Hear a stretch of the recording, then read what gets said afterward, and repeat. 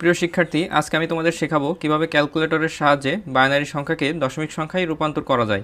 তো দেখো, এর জন্য প্রথমেই আমাদের এই ক্যালকুলেটরের মোড অপশনে দুইবার প্রেস করতে হবে।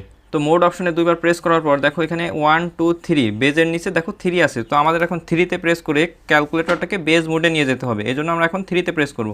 তো আমাদের ক্যালকুলেটরটা এখন বেজ মোডে আছে। এখন দেখো, আমি যেহেতু এই বাইনারি সংখ্যাকে দশমিক সংখ্যায় রূপান্তর করতে চাচ্ছি, সেহেতু আমাদেরকে এখন এই ক্যালকুলেটরটাকে বাইনারি মোডে নিয়ে যেতে হবে।